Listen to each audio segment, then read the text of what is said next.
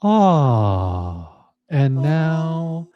that you are in a state of zen, we welcome you to Hidden Movie Club after the credits. You'll Forget notice all that your Brad answers. is not with us, but he should be arriving shortly. He is driving back from Orlando. I love you.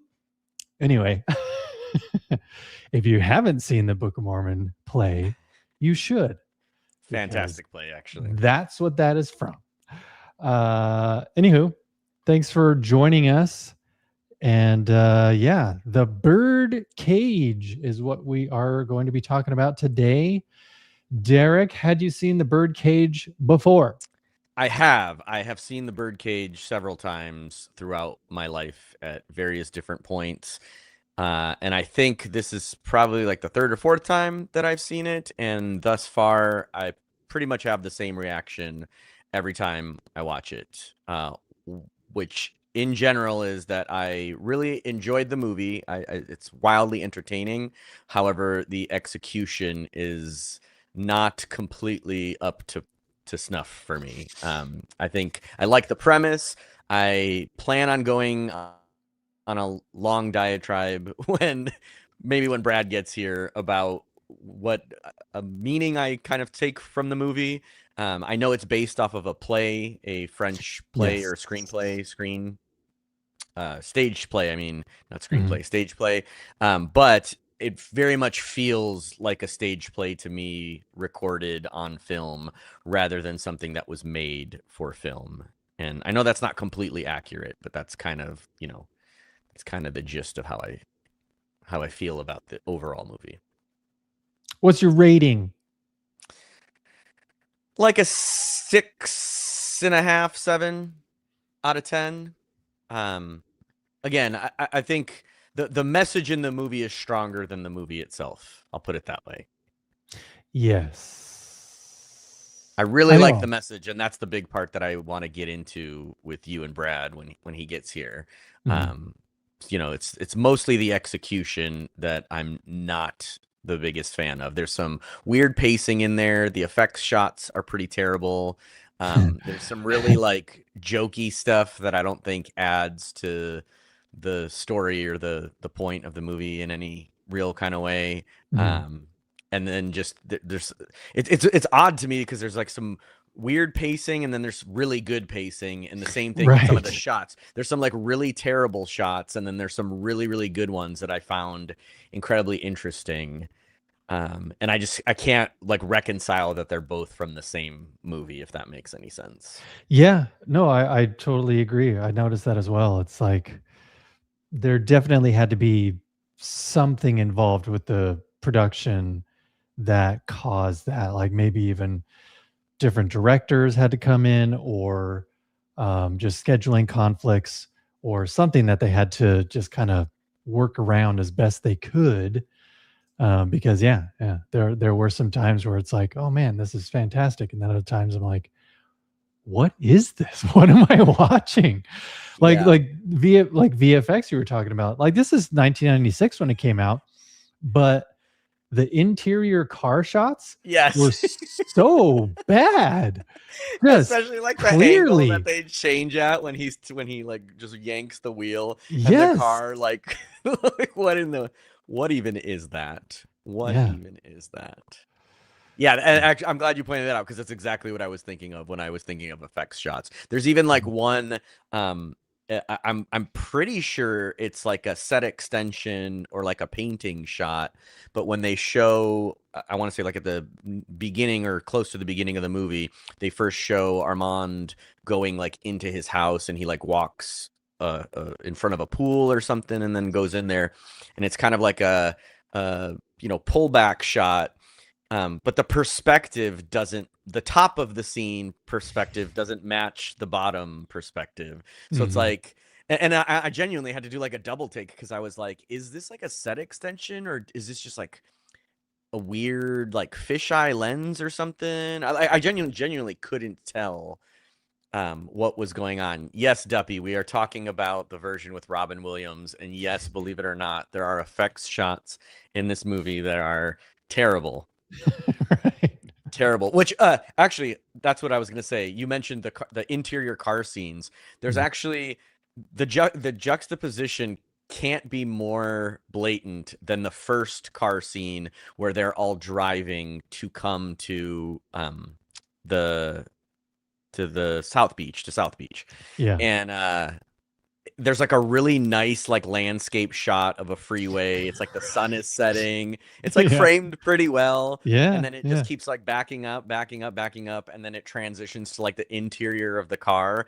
And then as soon as it transitions to the interior of the car, the motion in the car no longer matches like the motion of the road from it. Mhm. The side windows have like completely different trees from what you see in the backdrop. And then he kind of like looks up and there's supposed to be like a road sign overhead, and you see it kind of breeze past the front of the car, but when it does, I don't think it's reflected.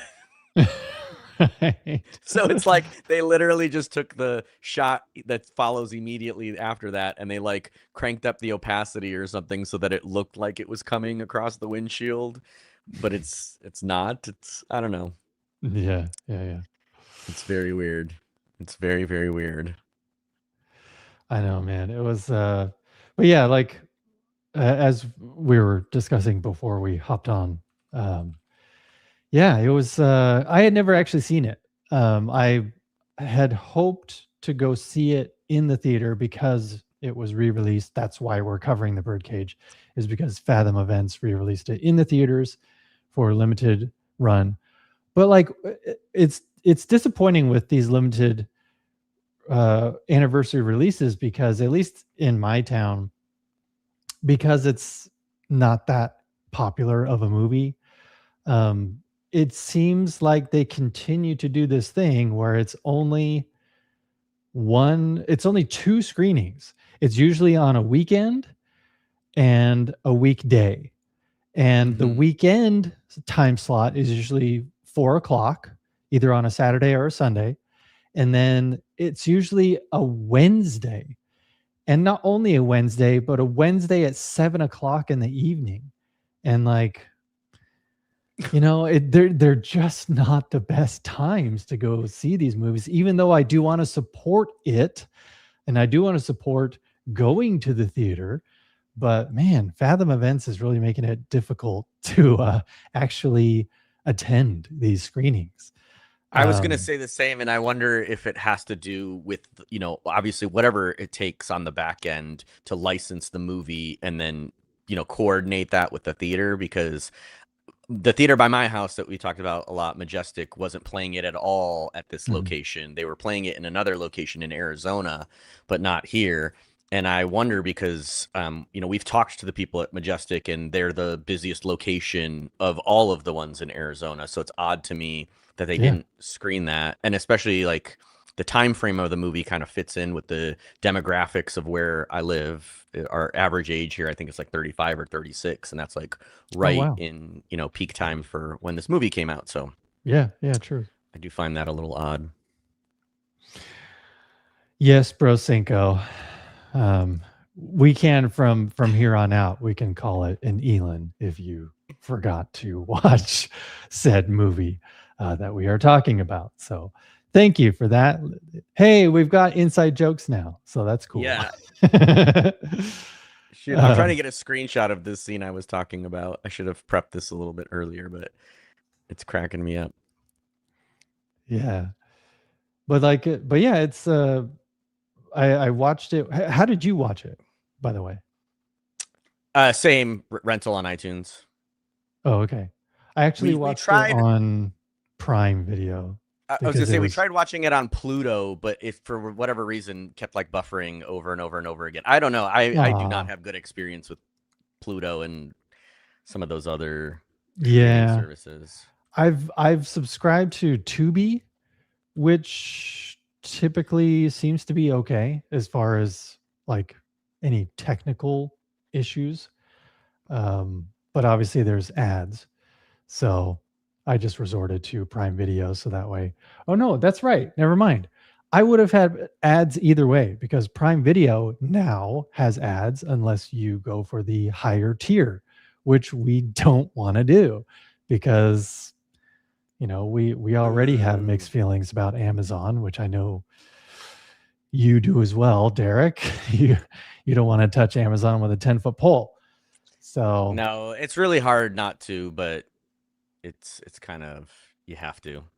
Sometimes yeah, you have to, and I have to deal with that. Well, like a lot of the places I order, we've talked about this on previous streams because of our giveaways. Which now I will pimp the giveaways right now. If you're a yeah, paid subscriber of ours on Substack, Elon, if you can throw up the link to that, we do giveaways of the movies that we watch for people who are paid subscribers to our Substack, and a lot of the times I'll order movies from a couple different places, and sometimes if I don't order from like the more well-known places like Arrow or Groove or Criterion or whatever, I'll order it from like little boutique places or sometimes on eBay, and it ends up getting shipped from Amazon anyway.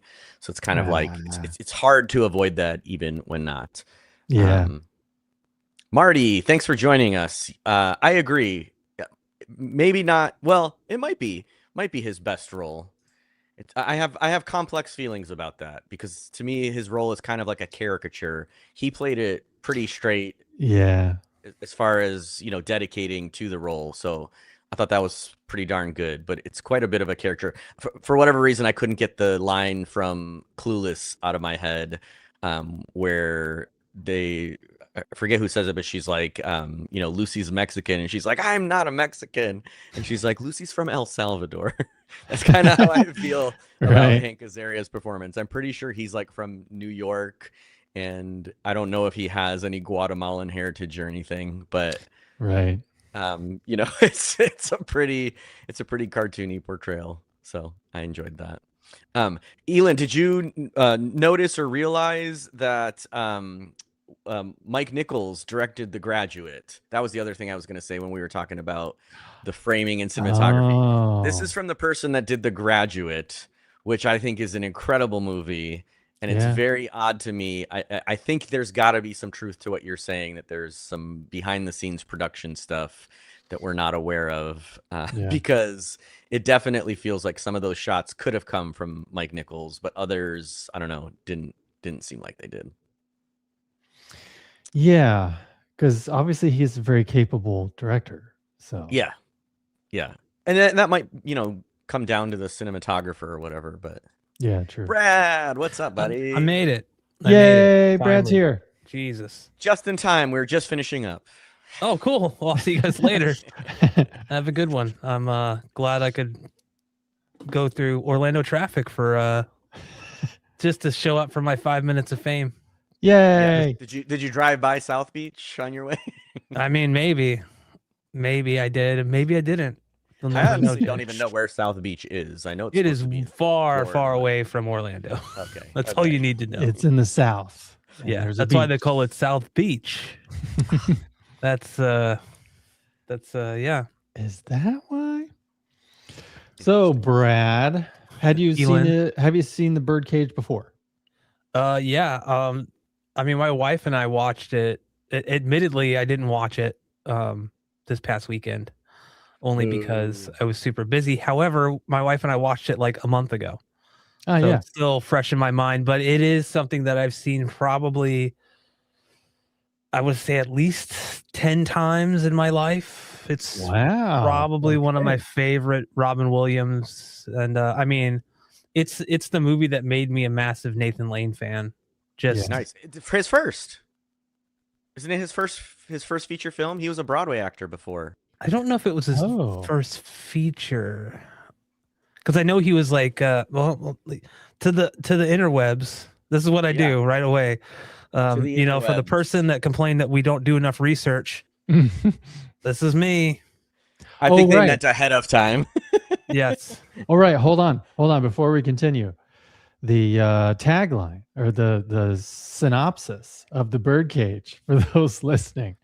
A gay cabaret owner and his drag queen companion agree to put up a false straight front so that their son can introduce them to his fiance's right-wing conservative parents. Nice. Happy Pride Month, everybody. Yes, played happy played Pride Month. geniusly by Gene Hackman and Diane Weist, who are just hilarious in the way that they are just.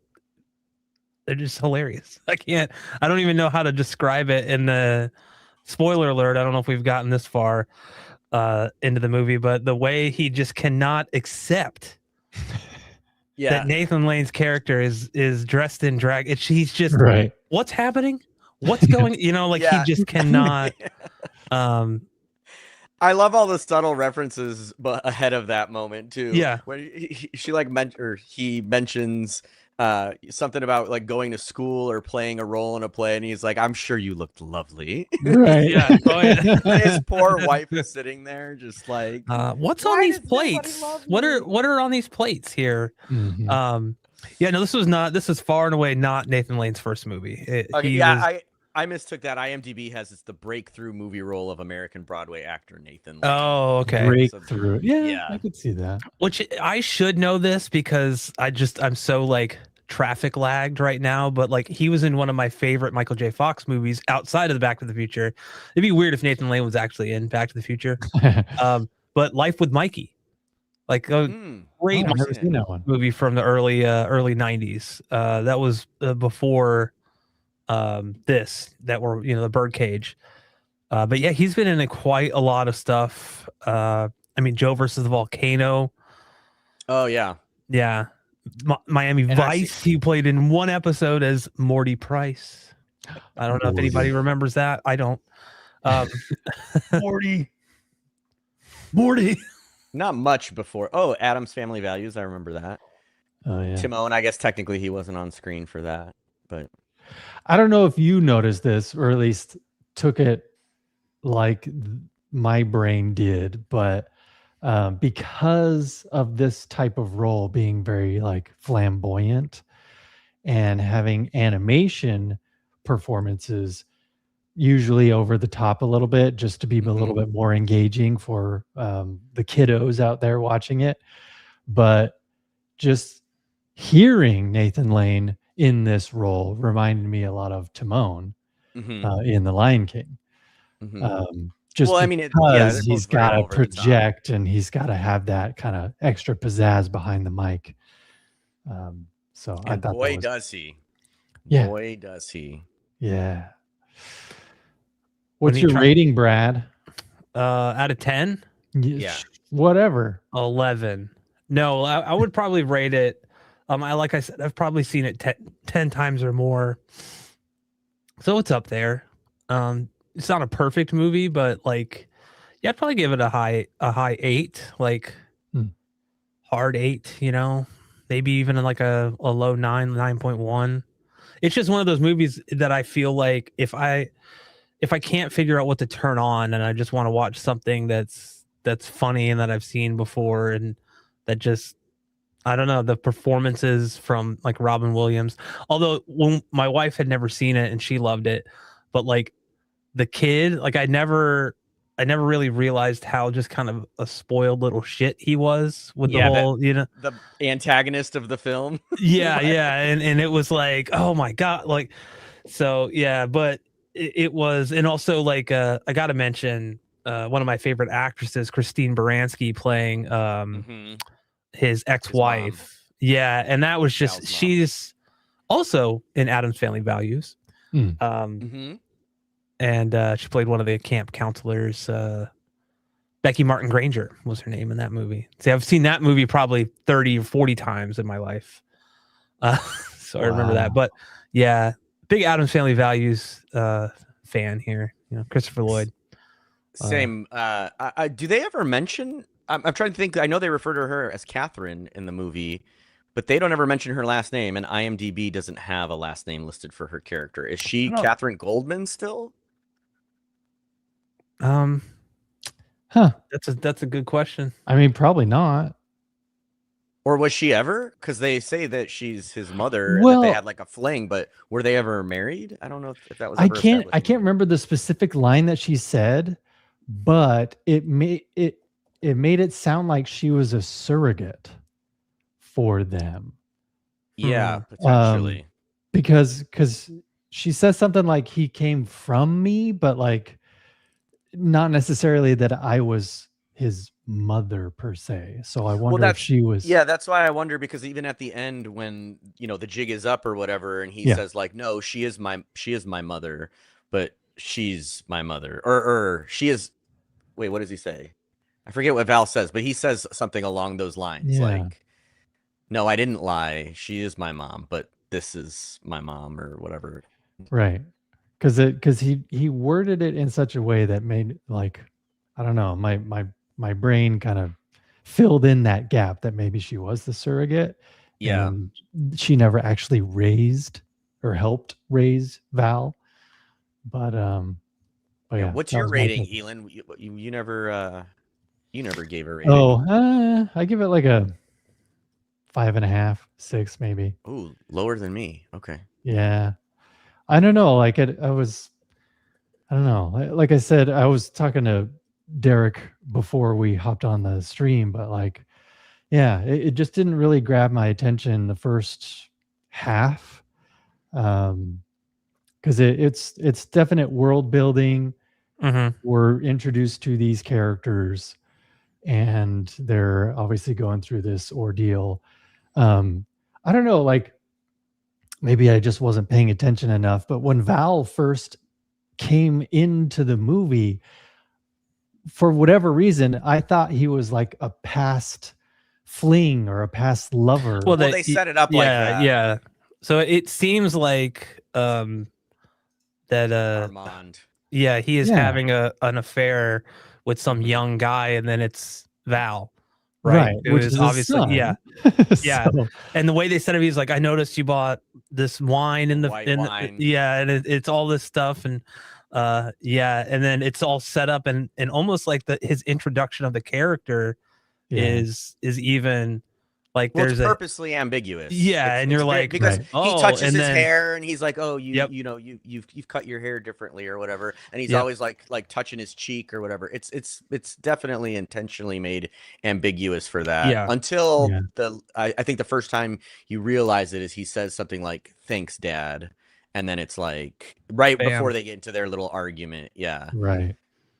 And I don't know why they set it up that way. Like, to be honest, it didn't need to be like that. And for the first couple minutes, Yeah. I was like weirded out because, again, I had seen the movie before, but never really like paid attention to that dynamic. Right. So it was like I knew that they weren't like dating or whatever. And I'm like, why does he keep like rubbing his face and stuff? Yeah. And like, yeah. I have a pretty close relationship with my dad. My parents are European. I'm European. So like, we even greet with kisses. And my dad doesn't like sit there rubbing my face and like twirling my hair. And I was just like, a little odd. My dad doesn't do that to my hair either. Yeah. That being said, Brad, now that you're here, I do want to bring something up because for me, this movie, before you jumped on, I was saying that I do like this movie, but I feel like the execution of the movie isn't as strong as the message of this movie. And maybe my view of that message is tainted a little bit because my wife and I, Bro Cinco, I'm Mexican and my dad has never said I love you once, let alone touch. I'm sorry, buddy. That's rough. That's rough. But my wife and I recently watched, not even like a week or two ago, and maybe it's because of Pride Month and, it must have gotten suggested somewhere, but she asked if I wanted to watch Tu Wong Fu. Thanks for everything, Julie Newmar. Oh, yeah. So we ended up watching Tu Wong Fu. And I really, really liked that movie, but feel kind of similarly about that movie to this movie is that there's a lot of like, and maybe they just needed to be back then, but a lot of it feels very heavy-handed to me. They really like try to like lay certain things on, and I get that that you're trying to fit a bunch of stuff into a 1.5 hour to 2 hour movie, but it felt like a lot of the characters were caricatures of real life people rather than themselves. That being said, the thing that I love about the Birdcage is that to me, the Birdcage seems to be about wearing masks, all the different masks that people wear. And what I love especially about that, kind of the way that it sets that up, is that it does this very like onion skin. It takes a very onion skinned approach. So the movie first starts off with the drag show, the big production, where we're introduced to Starina or whatever. And all those men dressed in drag are wearing masks, if you will. You know, they're all dressed up. They're still being themselves, but they're being themselves in a way that's not necessarily okay with, you know, society, different than how they would normally present themselves. So there's like one layer of masks. And then we're introduced to, you know, our central figures who are, Armand is pretty open about it. Starina is obviously like that is who she is, or that is who he is. And so then you're kind of introduced to like the idea of what it's like to not wear a mask and just genuinely be yourself. And then we're kind of introduced to the third part of that, which is the politician who is always under public scrutiny and is always being looked at and chased by paparazzi and whatever, and who seems like he doesn't even know who he is anymore because he's constantly wearing this mask of like the conservative, you know, moral, you know, just completely straight-laced, straight edge dude with a family or whatever, and yet all they talk about is how her getting married is going to fix the perception issues that they have. So you have these like 3 layers of masks that you wear. And then to me, the genius of the movie is that the whole thing gets upended by this conceit that the people who are honest and not wearing masks, who the very conservative family would probably be jealous of because he's constantly hiding the reality of his situation, now they're the ones that have to pretend for his sake. So they're putting on a mask to, you know, play house with this conservative family because their children are lying to their parents. So it's like this inception level of like masks within masks within masks, then coming out the other side and kind of revealing everything. And I really, really like that conceit because I feel like it doesn't necessarily beat you over the head with that kind of transition from one part to the other. There's like a, you know, you mentioned it kind of off screen, Elon, but the lead into the third act is really where everything kind of blows up, and that's really the exciting part of the movie. And I think that if they had played it a little bit differently, that would have been that whole mask conceit all the way from start to finish would have been delivered a little bit better. So that's really my biggest complaint with the movie, is that I think that the conceit of the movie, the central premise, is incredibly strong, but it's kind of bolstered by some weird choices in execution. Yeah, I mean, I agree to some extent with that. You know, the time period in which the movie came out was problematic, to say the least. For this is a rated R movie. Yeah, well, not just that, but the subject matter of you know, that was in a time period where if you came out in Hollywood, it basically ruined your career. And I think if I'm remembering correctly, Nathan Lane had not come out. That's correct. At this point, and Oprah Winfrey tried to like out him on TV, and Robin Williams kind of stopped that. It's a great interview if you've ever seen it, because like Robin Williams just is like, no, this is not your time to do what you want, you know. That's his it's his personal business. But so there was, I think there's a lot of like, and same with like Tu Wong Fu, you know, and that movie, what it did for the LGBTQ plus community, and this movie, I mean, you could kind of like just Google it. Like, people love that movie. I love Tu Wong Fu. I think it's a great movie. I just like the message of be yourself. Yeah, like, it's just be yourself. Be yourself. You don't have to put on these masks. We're trained to put on these masks for other people, but ultimately, the happiest people are when they're genuinely themselves. Yeah, and what's funny is like, I'm a massive introvert, so I understand the mask principle. So being around people or doing a podcast or live stream, it's like, okay, I'm a version of me, but I'm not like the true, even, you know, in a video, not like, you know, it's taken me a long time to get to where I am comfortable. But yeah, like this kind of movie here, it's really, I think, a testament to just the idea of just being yourself, and regardless if that means you're gay or straight or bi or whatever, it doesn't matter. Like, I really loved the ending to it as well, where even like Gene Hackman's character is like telling the guy, he's like, "Hey, pull around." He's like, "Yeah, get out of here, buddy." You know, like like even his own driver doesnn't recognize him. You know, that was really funny. I just yeah, I do get what you're saying though. Like, and that I mean, that can be said about quite a few movies from the 90s and 80s. I mean, any movie now, if you look at it through the lens, and I'm not saying this is what you're doing, but if you're looking at it through the lens of like modern cinema and the way things are now or the way things have been, then it doesn't hold up to scrutiny as much because of just like even like Legally Blonde, something like Legally Blonde, like it has some problematic areas in the movie where you're like, oh, that was an early 2000s trope, or that was that was. So I think that, but I think you are like right on the money though, in that like the message was very strong, but they did make certain choices, and same with Tu Ong Fu. And there's another movie I'm thinking of it. I don't know the name of, or I can't remember the name of, where it was like, okay, the choices they made, albeit maybe deliberate or just because it was improvised. Like this movie, I think was like something like 80% improvised or 90%. Like they basically did the whole, okay, first take is from the script. And then after that, it's like whatever happens, you know? So when you have like a powerhouse like Robin Williams, who can be very heartfelt, but then if he has free reign to just let himself go, then you're gonna end up with like Aladdin, with like most of it on the cutting room floor that you can't use. So yeah, I'm wondering like what parts of the movie were like by the script, or what parts of the movie were like, okay, here's the scene, here's the mood, here's what needs to happen, and like how they got there was improvised.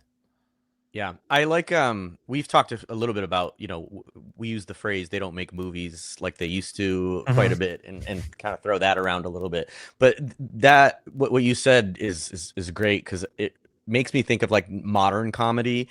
And I'm really glad that although they did have a script and they made them do those first takes, as read in the script, it's not like modern comedies, where I feel like a lot of modern comedies don't really have a script. It's like basically an outline, and the improv that's being done is being done by the actors. And so the movies take on more of the qualities of those actors than something like this. Like this movie to me has its own character. And even though Robin Williams is in it and has a lot of Robert Williams-isms, it doesn't overtake the movie. All the performances really are strong. I think Gene Hackman did a great job of playing a straight man, but still being comedic. Nathan Lane and Robin Williams are both fantastic in it. I actually thought that the weakest performance was the son, was Val, and maybe Callista Flockhart's character to a point. But really, and most of my issues with this movie aren't even with any of the performances, or when I say choices, I mostly mean like that the CG in those car scenes, or it's not CG, I should say, but the effects, the visuals that they decided to use, or even, I know it's based off of that stage play or whatever, but I don't really get the purpose of having the photographer, the paparazzi guys that are like following them around. I mean, I guess it sets up some of the end, but I don't know. It's just odd. It feels like it can't decide whether it wants to take the subject seriously or not. And so then it ends up being this weird mix of like, Hank Azaria's character is a perfect example. I love his character, but like it almost feels out of place from the rest of the way that the movie is played by the other actors. Yeah. I don't know about you, but one of the tropes that I can't stand, I don't know, it just gives me a lot of anxiety, is when somebody is not telling another person the truth just so that they can buy themselves some time. Because there's a point at which Armand is taking Albert around, and just so they can. You look tired. Yeah, just taking him around to different places and stuff, just so they can buy time and stuff. And my ankle. yeah, he just wants to go back home, and he's like, no, not yet, not yet. But he's not being truthful about why he wants him to stay out and about and stuff. And I just can't stand those situations because Miscommunication tropes drive me up a wall, especially if I ever hear the line, "There's no time," and then they have to like drive somewhere or walk somewhere or do something, and none of that time is spent explaining like why, what the problem is. Yeah. Yeah.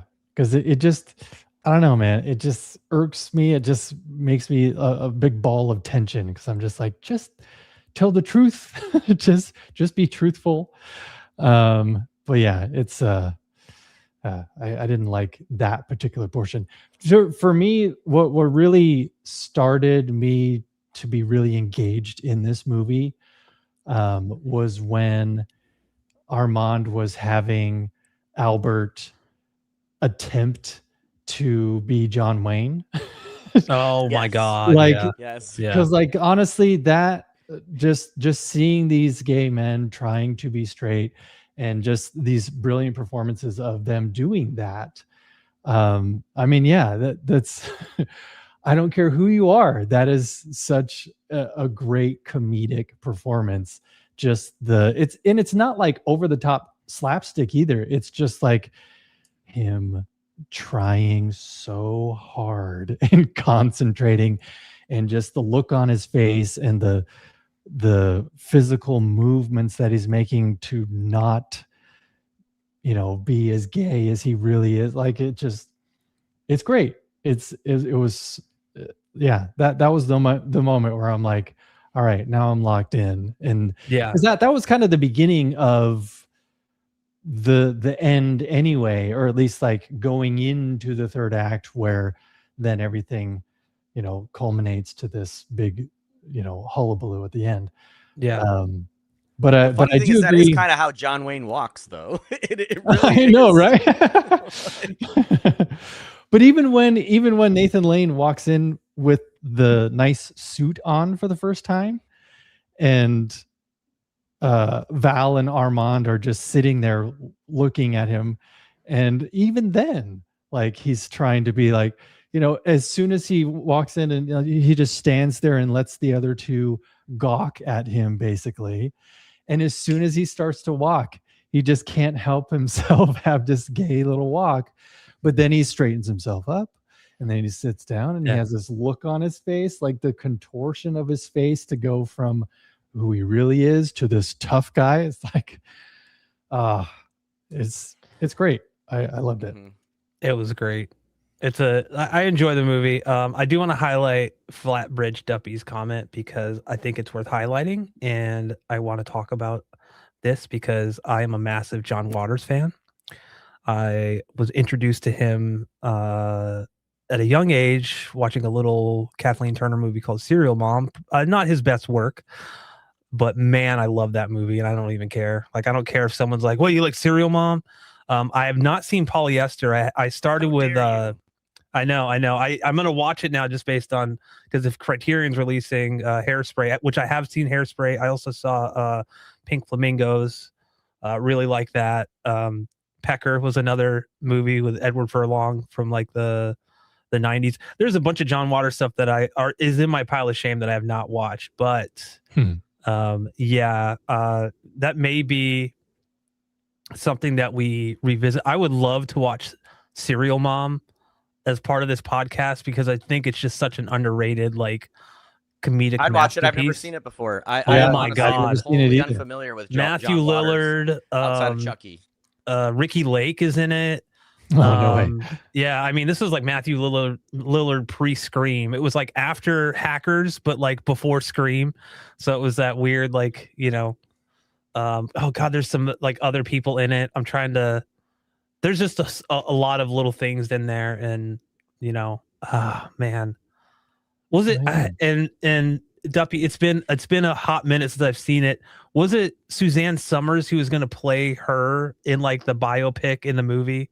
Like they're going to make a movie out of within the movie, and it was like Suzanne Summers, I think, that was going to play her, and it just always made me laugh. I don't know. It was But yeah, I think looking at something like Serial Mom or Crybaby is another one. What's funny is I always tell people I'm not a big fan of musicals, but like Crybaby was hilarious, and the original, not the crappy remake with like John Travolta, Hairspray. The original Hairspray from John Waters, definitely. Is Crybaby that Johnny Depp one? Yep. Yeah. Johnny Depp. There's a lot of other people in it. I always remember her. I call her the girl from Airheads. With Brendan Fraser. She played the girlfriend in that movie. Yeah. Oh. I would watch any of these, by the way. Crybaby, Serial Mom. Ricky Lake is also in Crybaby.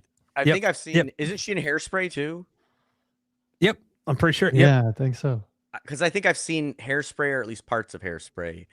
But I would watch it. I would watch any of these. I literally only know John Waters from Seed of Chucky, and like other various like appearances and stuff, but not as a director. I don't know that I've seen honestly hilarious.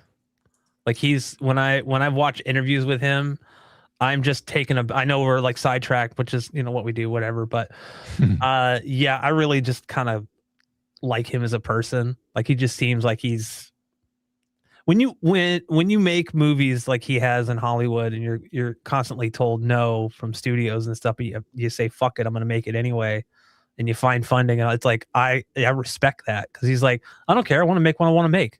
I'm not gonna bow to some studio system and give them final cut or whatever. It's I need to watch these then. That sounds like my jam right there. Yep. He is I often think, maybe one day I'll just pencil a little mustache in like he does, like right on the but I can't. I probably couldn't rock it like John Waters can. So nice. But yeah, a little sidetrack there. But yeah, Duppy, massive John Waters fan, and I think that I will lightly disagree that this is just water BS, but I still I respect your opinion, and everyone's allowed their own opinion. And not here, they're not. Not here, no. And you know what? I've known people that like I'm not a big Birdcage fan. I'm like, okay, like doesn't have to be. Like I think part of the allure of it for me is just Robin Williams, because growing up on Robin Williams, it was always nice to see him play. I don't want to say this character is like so like kind of serious and by the books, but like to see him in more roles that were not strictly comedic. Right. Like there's drama here. Same with like Good Will Hunting. Like that was pretty much like straight like serious role. He grew a beard and he became very serious. Oh, Robin. Yep. Right. Which I feel like I always do. Duppy's telling you to eat poop. That's fine. What am I can't remember that actor's name from Pink Flamingos. There was a whole thing with that. Duppy knows what I'm talking about. We don't need to talk about it. There's some great lines in this movie too, not just from Robin Williams. He probably has some of my favorites, but there are some really great lines from this movie too. A couple of them that I noted in my notes were chewing gum. What's that? Sorry, that was the actress's name, Divine. Oh. Yeah. Chewing gum helps me think, and then Albert says, "Sweetie, you're wasting your gum." Yeah. That one's good. And then when Albert says, "Whatever I am, he made me. I was once adorable, young, and full of hope, and now look at me. I'm this short, fat, insecure, middle-aged thing." And Robin Williams goes, with the best straight-faced look, "I made you short?" Right. It's so good. What is good? Oh, you when I jumped in, you were kind of talking about Hank Azaria's accent and for Agador. Mm-hmm. Yeah. And he actually, I don't know if you read this after or whatever, but like he realized after he did the movie that he based the accent on his grandmother, Esther. Yeah, but was his grandmother Guatemalan? I'm not sure. That's the part that I didn't understand. Oh, okay. Yeah. I had read that he based it off his grandmother, but I looked up his Wikipedia, and his Wikipedia says that he was born in New York. His family is Jewish. And so I was like, okay, that doesn't necessarily mean that they couldn't be Guatemalan or, Central American, South American, something along those lines. It seemed, it seemed off. And even I read somewhere too that he had several of his gay friends critique his performance before he agreed to do the movie. He kind of developed the character and then had some of his friends critique the performance, and they were like, no, it's great. It's great. The gays will love it. The amount of times that I'm cleaning and I just imagine me listening to, and I'm like, she works hard for the money, and do the little like it just that little moment. I think that if anybody looks at Hank Azaria and is like, I don't like him as an actor, he sucks, I'm like, out. Like he just like yeah, I just really like him. I really like Hank Azaria. He kind of stole the show as Agador Spartacus. I agree. Every scene. Can I take your coat again or for the first time? You know, like that whole thing. Like, just. My favorite of his lines is when Armand is first telling him that they're gonna have these people over, and so he needs. I think they first start off with like, we need to find a maid in South Beach that's not gay, and they're like, you're not gonna find a maid in South Beach that's gay. He's like, all right, fine, then you're gonna need to wear a uniform or whatever. And he says something like, a uniform? I'm gonna look like a fag. He's like, well, then you're gonna be a fag with a uniform or whatever. And he says, don't ask, don't tell. Sing, baby. Sing. Yeah, there's so many, so much. Like, yeah, I just love how they don't take they're not doing it in a demeaning way, they're just doing it in a like inclusive, like, I just love that. Like, I don't know, maybe is weird. I apologize for quoting that. I was trying to not quote it, you. That is the line. Bleep it. Word. We'll bleep it. But yeah, they do it in such an inclusive way. And if someone's gonna be like, Brad's woke, yeah, sure, fine, whatever. It's I don't care. Like, I'm like, it's so funny and it's so endearing, like, to just see, I just really I am dig woke. it. I'm not even bashful about it. Bashful. I think like I said, movies like this and Tu Wong Fu that are be yourself and include everybody, that that's awesome to me. I was highly highly impressed with John Leguizamo and Tu Wong Fu. That was for a long time growing up, because I was introduced to these movies quite young too. That's like why Tu Wong you're Fu. woke now. You were indoctrinated. Probably. But I watch these movies alone because my parents would, whatever, it's whatever. They are not woke. We'll just say that. But yeah, I remember watching these, and my sister, like, we watch, like, we'll talk about because she loves Tu Wong Fu as well. And but yeah, there's a lot of stuff in that movie that I'm just like, wow, like, this is I can't believe, like, for the whole point of me saying that was, like, I thought for years growing up that John Leguizamo was a woman. Nice. Because he portrayed Chi-Chi so well. And I knew, like, Patrick Swayze and Wesley Snipes from their other movie, but I hadn't seen The Pest, hadn't come out yet. So I couldn't watch that. Spawn. The Spawn, yeah. The Pest is such a weird movie too. But yeah, we're really off topic now. Yeah, I thought that was that's the one. Priscilla Queen of the Desert. I've never seen that either. Oh my god, I need to watch it. I thought that was the third one that you were talking about, that you were thinking of. No, it was something else. It was anyway. I'm done talking about sidetracked Tu Wong Fu. Thanks for everything, Julie Newmar. Yeah. Sorry, that was my bad.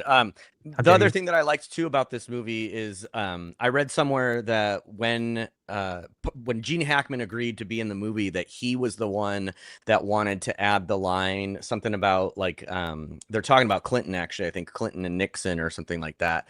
And Richard Nixon had Gene Hackman on, like, a list that he had put together of, like, enemies, because of the things that they were introducing, to American children or whatever. And so he wanted to put that in there, and he wanted to play that conservative character. I also read that Steve Martin was originally supposed to be in the film Oh. as Armand, and that Robin Williams was supposed to play Albert?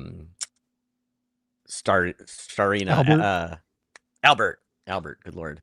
That he was supposed to play Albert, but because he had just done Mrs. Doubtfire, that he didn't want to do multiple movies where he was dressing up as a woman and wanted to kind of play something different.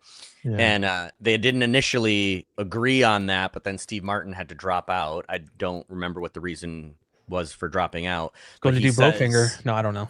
Yeah, maybe. Who knows? But he says he regretted it because he then never got to work with Robin Williams on a film prior to his passing. Yeah. And I think it's great. I don't know if you guys watch like Only Murders in the Building, but Steve Martin, Nathan Lane are in that along with Martin Short. Selena Super Gomez. funny. Yeah, Selena Gomez is in it. Amazing show. Amazing show. Really, really like it. And several of the scenes with Nathan Lane actually remind me of this movie quite a bit. Even though they're completely different characters, there's a lot of his mannerisms and stuff that you just kind of catch on. Again, kind of going back to what I was saying about characters influencing the character of the movie. He was also great in Modern Family as Pepper. Mm-hmm. I didn't watch Modern Family, but I've seen a couple of those scenes. Get out of here. Get out of here. No. Yeah, he it's like when he shows up in anything, I'm just like, oh yes, here we go. Which if you guys, any of you guys watching this, or you guys have not seen Nathan Lane or Jiminy Glick's interview with Nathan Lane, watch it. It's so worth it. Nathan Lane can just not keep it together at a certain point, and it's just hilarious. I gotta watch that, and I have to watch that Oprah interview you mentioned because I kind of remember that like in the back of my head. Yeah, me too. Just not the details. Oprah interview, but it makes me want to watch it for sure. Yeah, for sure. Yeah, isn't Nathan Lane and the Producers too? That's another one that I want to watch that I haven't seen in a while with Matthew Broderick. I remember liking that movie as well.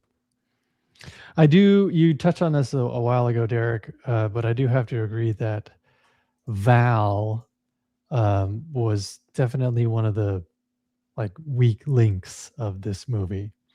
I know he's supposed to play the straight man and just the level-headed, even-keeled guy wanting to get married to Callista Flockhart's character, but I don't know, man. There's just something he's the about bad guy. Because there's just something about his performance. I was just like, yours is so bland. Yeah. You're what you are giving is like you are reading lines, basically. You aren't acting, you are reading lines. I genuinely thought for a while as we were watching it this last time that he was supposed to kind of serve as like the palate cleanser between, because it seems like his scenes fell in between every transition from Armand and Albert to the what's the I never get their names, the conservative family, Senator Keeley, the Keeleys. Yes. Every time the scene transitions from the Keeleys to the Goldmans, it seemed like he was like the palate cleanser in between. So as you kind of bounce back and forth, you get like the boring dude. But all I could think about every time that happened was how unsatisfying that was, because that juxtaposition is what I thought was funniest and worked the best. And then on top of that, he's the bad guy in the movie, because if it wasn't for him, they wouldn't be in that situation anyway. Not because he wanted to get married, but because he and his wife had started lying to her parents about that. Right. And it was just like a weird juxtaposition because of the fact that Armand says at some point, that we always taught you to just be yourself or be honest or be open or whatever, that kind of thing. And so then it's weird that like, okay, well, if that's how he was raised, then why is he going along with this lie? Even something as stupid as like changing their last name because they don't want them to know they're Jewish. Like, how is that supposed to work? I mean, outside of the conceit of the film and the ending blowing up spectacularly to where they're kind of forced to join into that crowd, how did he ever expect that like they were going to go to the wedding and not realize that he's Jewish and that, she's going to take his last name? What the hell were they thinking? Like, how does that make any sense at all? She was just gonna be like, oh yeah, my last name is Coleman now, even though he's Goldman. Yeah. It's just weird. So it didn't. That's why I think he didn't work for me that much. Yeah, I think it's also when you're opposite powerhouses like Nathan Lane and Robin Williams that when you're not bringing enough to the. I don't know. Again, I don't know if this was intentional or if this was the direction that he got. But yeah, his scenes always just felt a little flat to me. Like he just wasn't. He was just kind of there as like a plot device to move the story forward in a way. Like this is a situation, and so like we have to go and we have to basically do all of these things to like remedy the situation or fix the situation or make the situation better, and while delivering the message and everything. What I think is funny, and this kind of comes to a trope where like was in the 80s really bad with like high school movies where like people in their 30s were playing high schoolers, Dan Flutterman. Flockhart like 30 in this movie. She was 30. Dan Futterman. I said Flutterman. Yeah. Dan Futterman, who played Val, was 27. So she was 30. So like, okay. I did read some interesting trivia though, and I knew this for a while, and I was kind of waiting till the end to bring it up. But so Hank Azaria, while they were filming the Birdcage, he's good friends with Billy Bob Thornton, who was working on Sling Blade at the time, and they would work on their characters together, and so they'd actually drive around as Agador and Carl, stay in character and talk to each other. So imagine Carl from Sling Blade talking to Agador. Wow. From the Birdcage. I've never seen Sling Blade, so I'm missing out on this joke. Well, I mean, you know what he sounds like, though. Mm-hmm.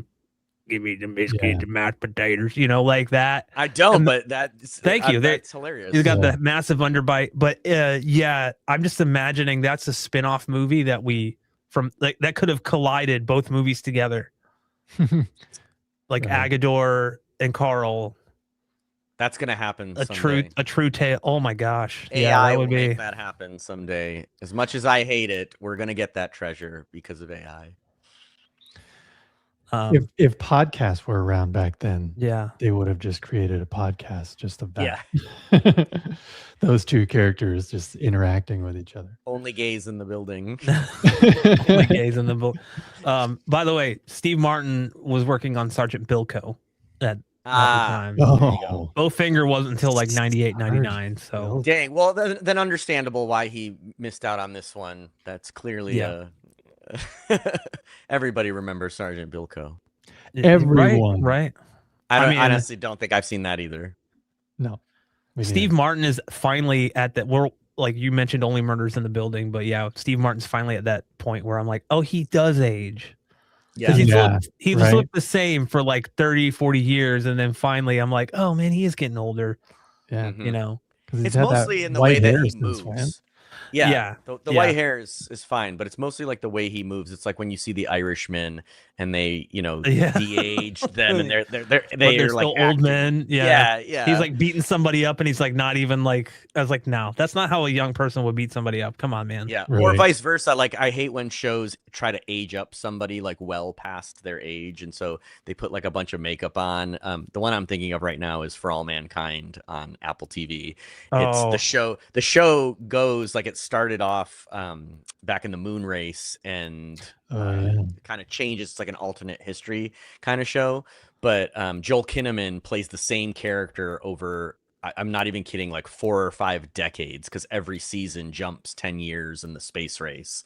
And so like by the end he's supposed to be playing like a 80 or 90-year-old man on the moon, but it's still like Joel Kinnaman.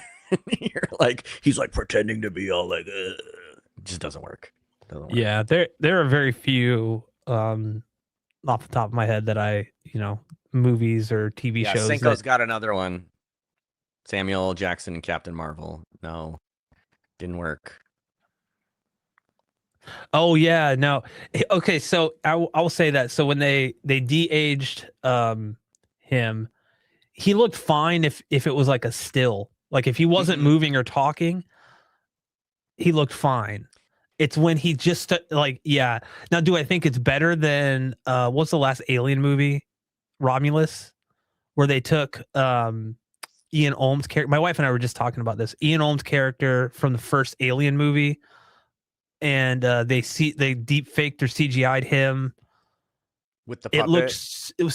And the thing is, they used a puppet, with his life cast, I'm like, you could have just went with that and it would have looked way better. But yeah, I totally agree. I think that the ones that kind of stand out with the whole de-aging were when it wasn't super popular. It was like Michael Douglas and Ant-Man, like just that very brief moment in the beginning where you see him and he looks, you know, like Michael Douglas.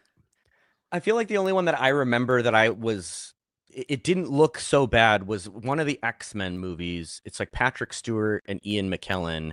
And it's like right at the beginning. The movie wasn't great, but I remember seeing like one of the scenes and thinking to myself that it looked pretty good, but that it would have looked better as a still. And then the counter example of that I'm thinking of is Captain America when he comes back all old and it's still Chris Evans, but he, he's obviously in makeup. He's like, I don't think I'm gonna do that or whatever. And it's like, yeah, and it looks fine in the GIF that people send me all the time. It looks fine, but there's only been a handful. There's been a few movies or TV shows. I don't want to even say TV shows,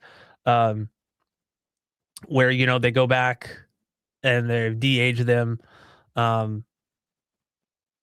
wish we would have de-aged Marlon Brando on The Godfather. Yeah, but they've de-aged him to it was successful. I would consider it like, okay, it doesn't call attention to itself.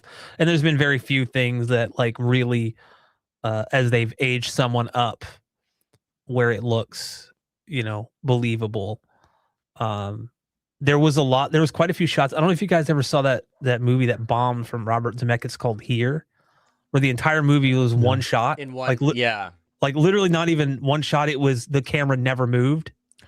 Oh, with Tom Hanks. I didn't see it. Hanks and Robin Wright. I saw the trailer. Yeah. There were some things in there that looked really good, and there were other things where it was like, okay, that's obviously like really like we know that's old Tom Hanks playing a young version. They even talked about that in interviews. It's like people don't understand like when you're in your 60s and 70s trying to move like you're 18. It's just like just getting up. Like you're 18 years old is very different. And so they talked about, I guess they worked on it a little bit, but it was still like, okay. It was an interesting movie. I just don't think it was, I think it kind of had some great ideas, but the execution was a little,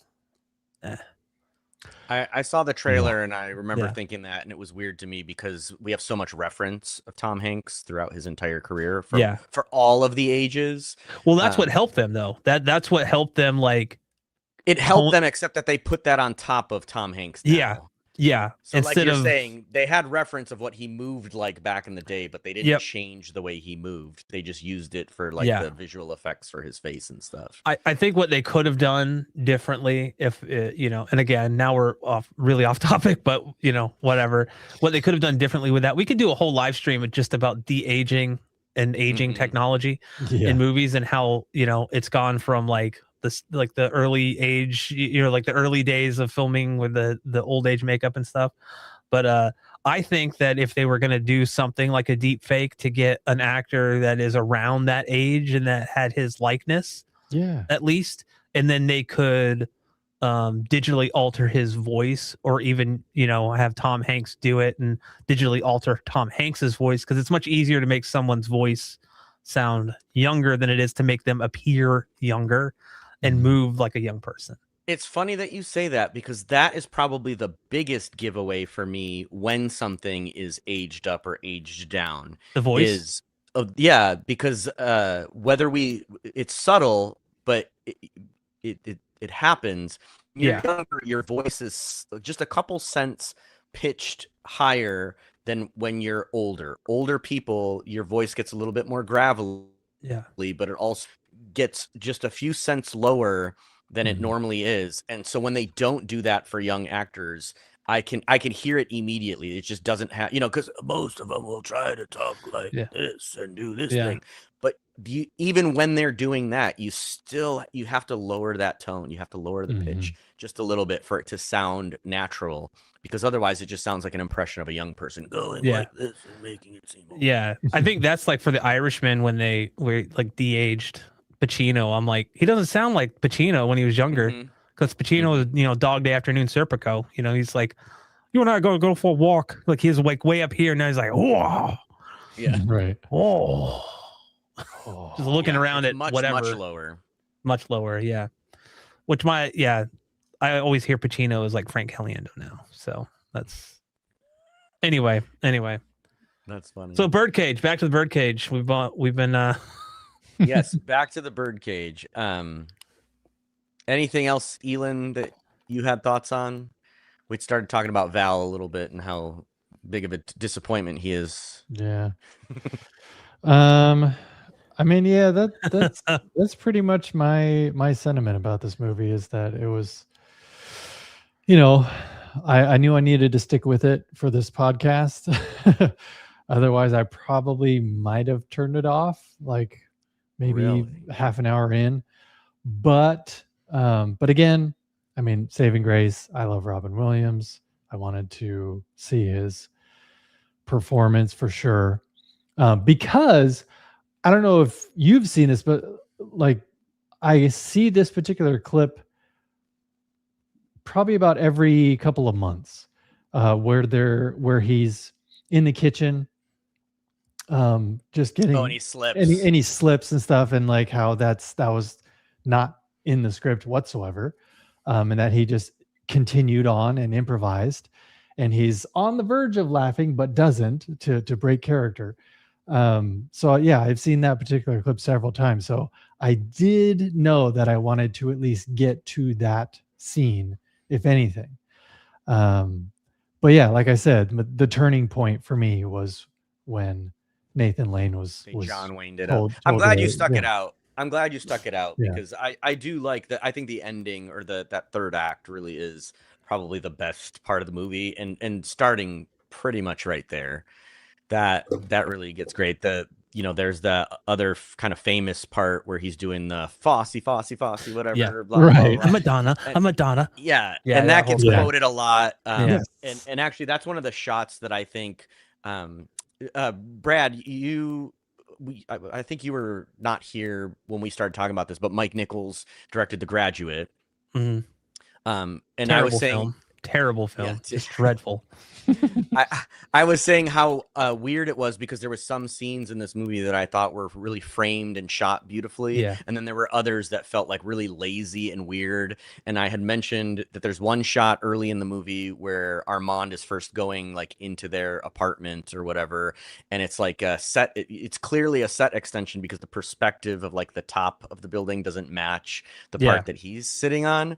But then there's also right before that I think it's right before that Fosse part.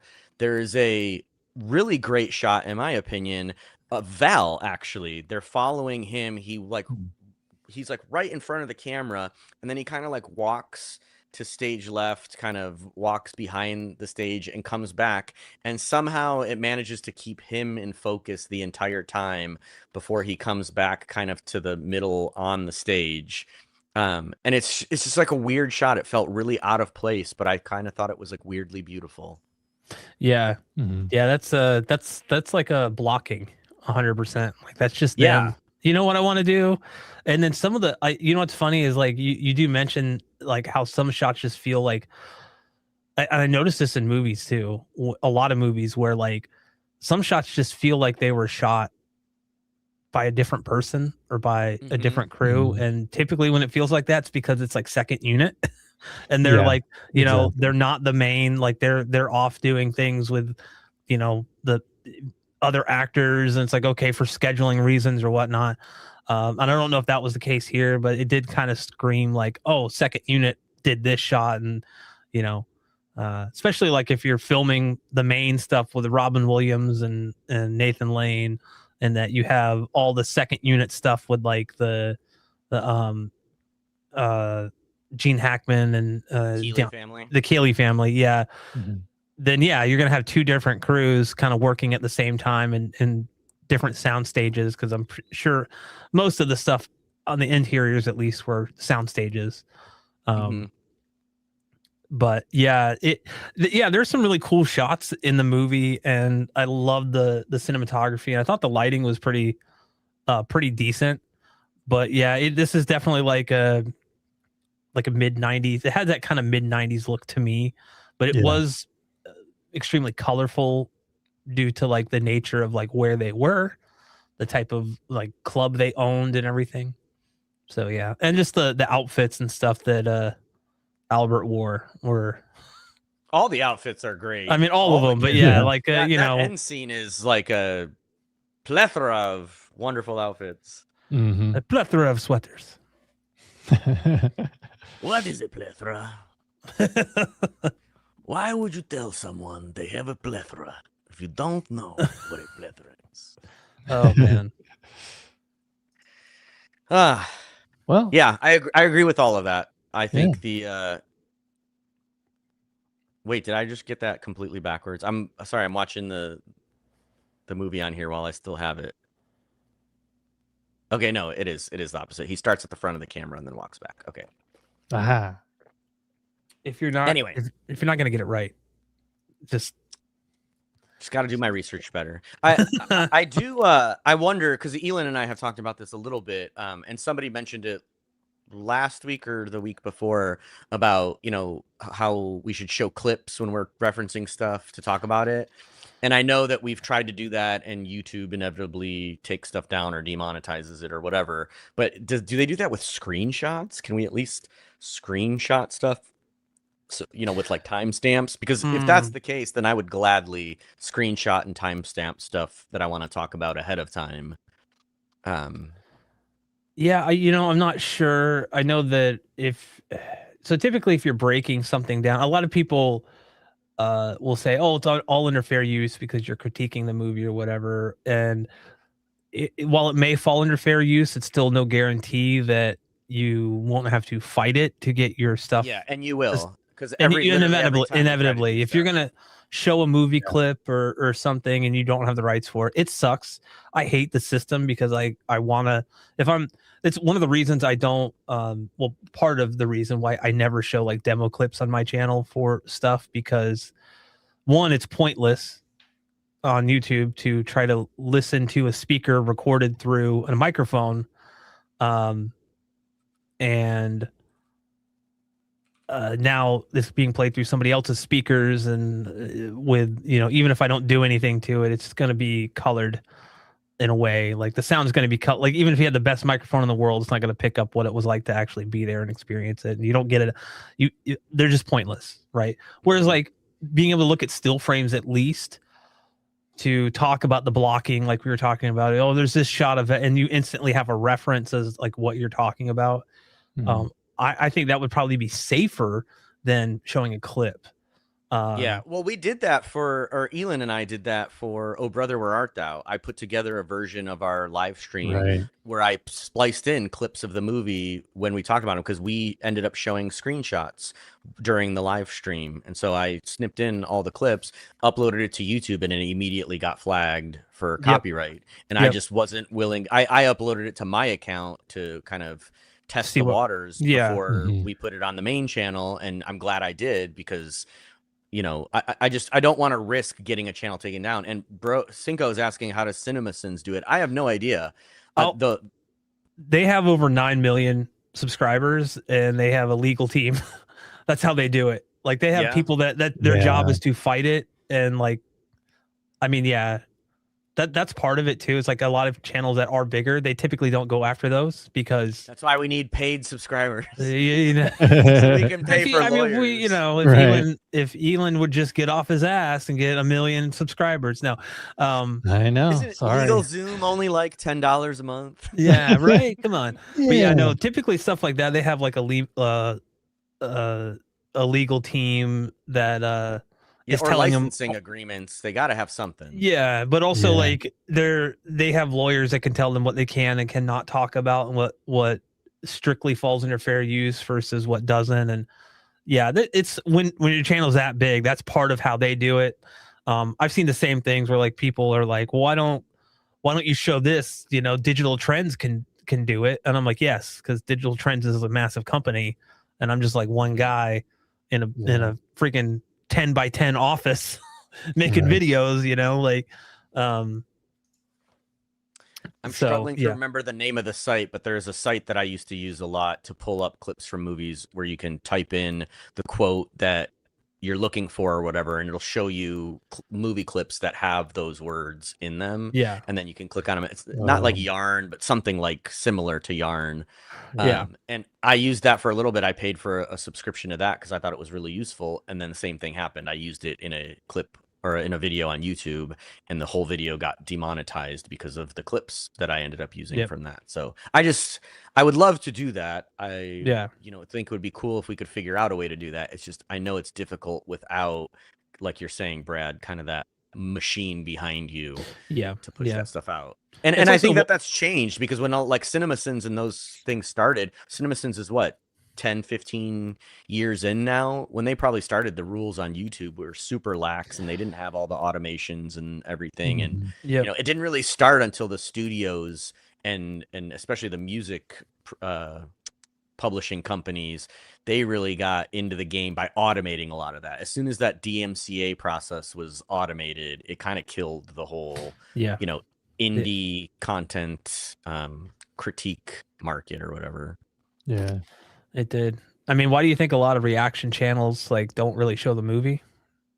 Yeah, they'll just show like well, and the ones like that do just don't monetize. Yeah, they get all their income from sponsorships and stuff like that. Yeah, or like they'll go to Patreon where you could exactly, or Substack. You can upload videos straight to Substack. Until they get their automated tool up, and then it'll be better time. I still use Venmo. But anyway, I don't have anything else to add. You got I don't either. Sorry, I was late. Yeah, I blame Orlando Bloom for everything. Orlando Bloom, worst Legolas pirate ever. All right, so 2 weeks from now, what are we watching? Ocean's 11. That's right. Never seen it. Really? Yeah. Are we watching the original or are we watching the George Clooney Brad Pitt one?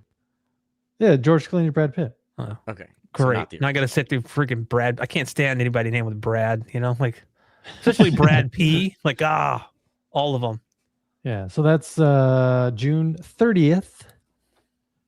June 30th is our next HMC after the credits with all three of us watching Ocean's 11, because once again, Ocean's 11 will have an anniversary re-release in theaters.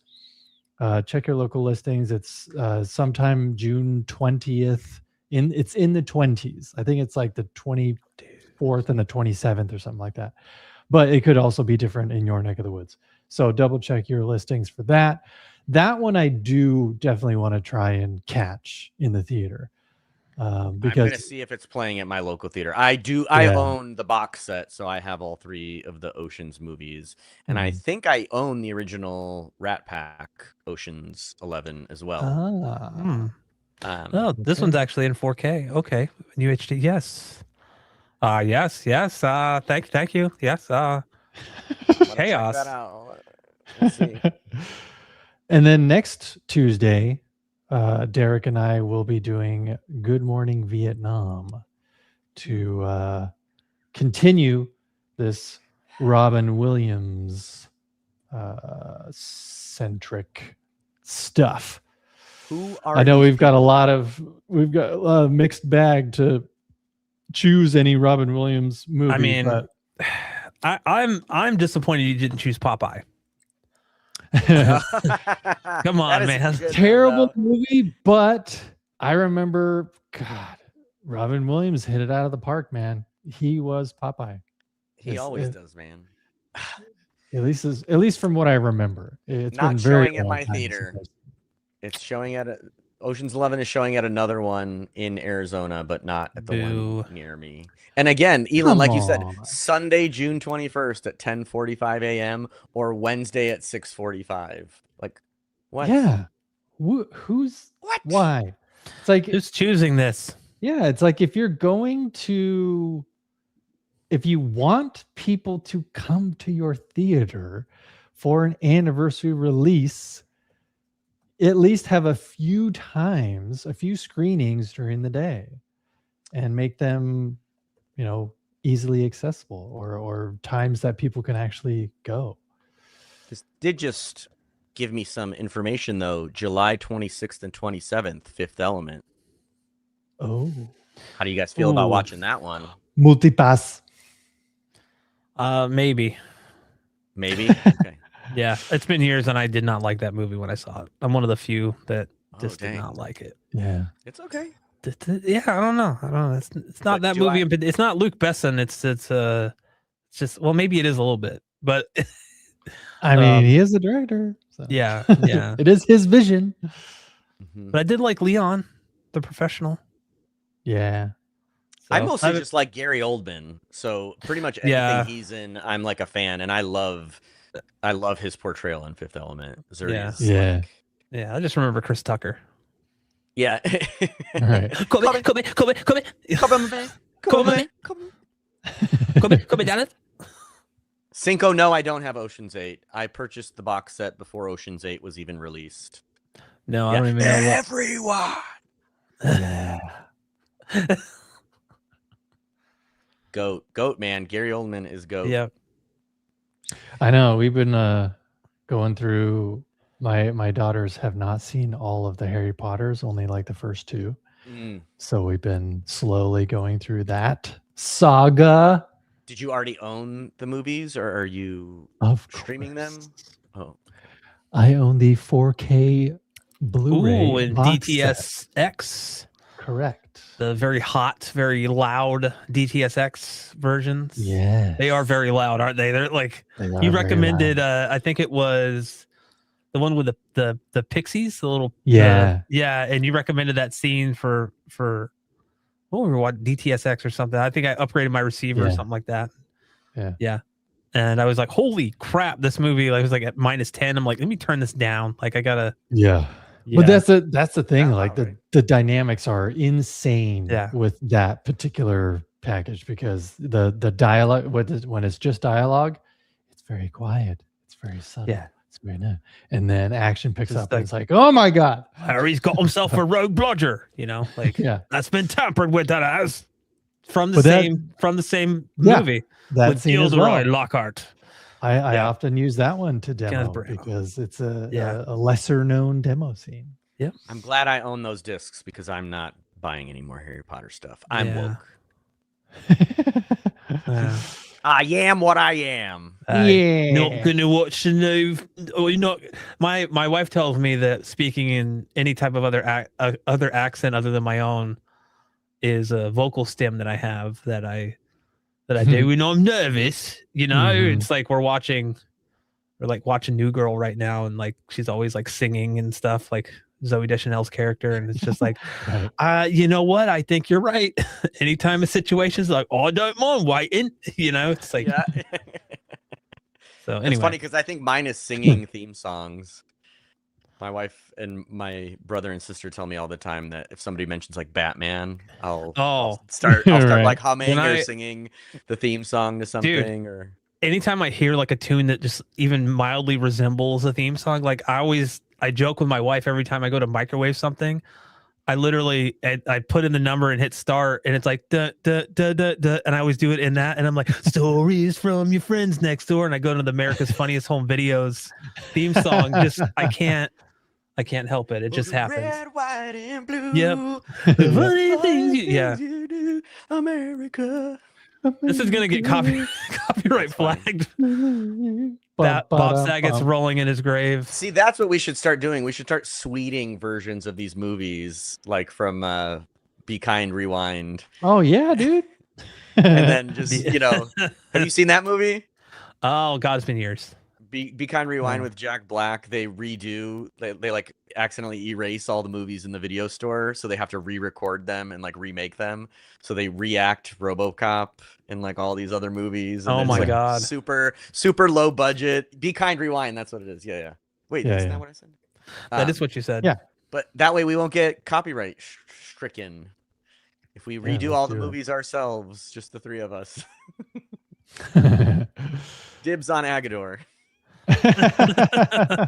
Damn it. Son of a, everyone wants to play Agador. I'll be Albert, I guess. I think I read somewhere too that Hank Azaria said, or maybe it's quoted in the movie. He's like, "I'm Lucy and Ricky in one." Yes. No, he does say that in the movie. It's yeah. like it's pretty good. That's a good description of that. It's Yeah. the shoes.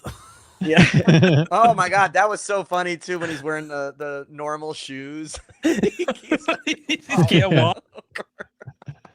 So good. There's so many little Agador lines that I quote. Mhm. You know, other than she works hard for the money. It's like, don't be stupid. Like that whole, Mhm. yeah. Or Billy, What about or the shrimp? like I don't want you to go. Like that whole, Yeah. yeah. I mean, just this. She's like, you can have my wigs. Which wigs? Anyway, yeah. All right, we're well over time. Well past our hour. Thank you everybody for sticking with us. Yeah. As usual, subscribe to hiddenmovieclub.substack.com. Check out our website, hiddenmovieclub.com. Watch our past streams. Come back next week for Double Take, and the week after that for another After the Credits. Ba-da-ba-ba-da-ba. Did I get everything? yeah, I think you got You everything. sure did, bud. Thanks. And become a paid subscriber. We'll give away a copy of the Birdcage or literally any of the movies that we have watched before or whatever. We're pretty open-ended on it. We want people to watch these movies on physical media because I actually have noticed a huge difference. Like every time I'm watching these movies on disc versus streaming or whatever, even you know when you rent them on something like Apple TV and it downloads the movie ahead of time, it's still nowhere near like the fidelity. And so please just support physical media because when you buy it and we buy it and we all buy it, we're voting with our wallets and we're telling them we want more of these. Yeah. Then they'll notice. Soapbox done. All right, fam. Take All it right. easy. We'll see you. Happy Pride Month. Happy Yeah. Pride Month. Happy Be Pride yourself. Month. Unless you can be Batman. Then be Batman. Batman. Yeah.